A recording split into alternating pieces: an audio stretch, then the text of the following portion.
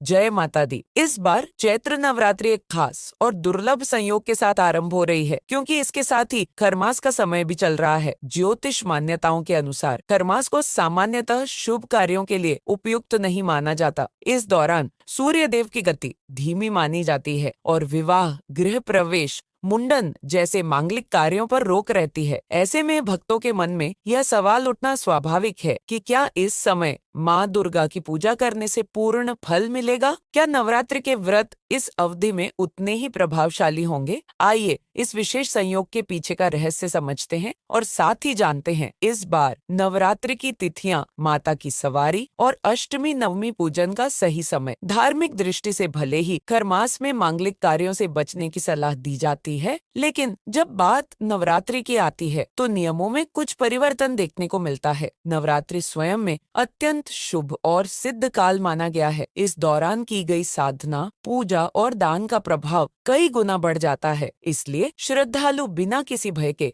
व्रत रख सकते हैं और विधि पूर्वक पूजा कर सकते हैं। हालांकि इस समय कुछ बातों का विशेष ध्यान रखना जरूरी है, जैसे कि नए व्यापार की शुरुआत, बड़ी खरीदारी या संपत्ति में निवेश जैसे कार्यों को टालना बेहतर रहेगा। इसके अलावा विवाह या सगाई की योजना भी खरमास समाप्त होने तक रोकना उचित माना जाता है। खान पान में भी सादगी रखें और तामसिक भोजन जैसे प्याज, लहसुन और मांसाहार से दूर रहें। साथ ही किसी का अपमान या अनादर करने से बचें, क्योंकि यह समय देवी की कृपा प्राप्त करने का होता है। यदि आप चाहते हैं कि खरमास का प्रभाव पूरी तरह समाप्त हो जाए, तो पूजा की शुरुआत भगवान गणेश का ध्यान करके और सूर्य देव को अर्घ्य देकर करें। नवरात्रि के पहले दिन घर के मुख्य द्वार पर आम या अशोक के पत्तों का तोरण लगाना भी शुभ माना जाता है। इससे घर में सकारात्मक ऊर्जा का प्रवेश होता है। कलश स्थापना के लिए घर का उत्तर पूर्व दिशा यानी ईशान कोण सबसे उत्तम माना गया है। यहीं पर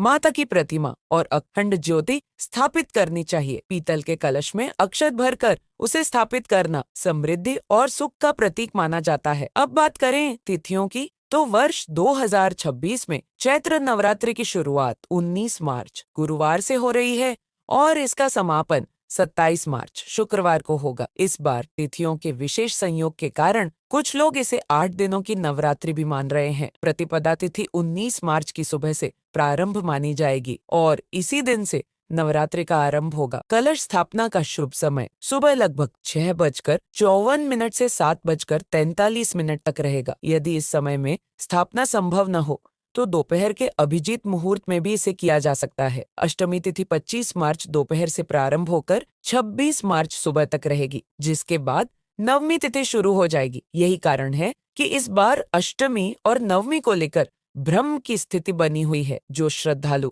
दोनों पूजन एक ही दिन करना चाहते हैं, वे 26 मार्च को अष्टमी और नवमी दोनों का पूजन कर सकते हैं। वहीं जो परंपरा अनुसार अलग अलग दिन पूजन करना चाहते हैं, वे अष्टमी का पूजन 26 मार्च सुबह तक और नवमी का पूजन उसी दिन दोपहर या फिर 27 मार्च को कर सकते हैं। इस प्रकार श्रद्धा और सुविधा के अनुसार आप पूजन का निर्णय ले सकते हैं। अंत में यही कहना है कि यह पावन समय भक्ति, साधना और सकारात्मक ऊर्जा को अपने जीवन में लाने का अवसर है। सच्चे मन से की गई पूजा निश्चित रूप से फल देती है। अगर आपको यह जानकारी उपयोगी लगी हो तो इसे अपने परिवार और मित्रों के साथ अवश्य साझा करें। माता रानी की कृपा आप सभी पर बनी रहे। जय माता दी।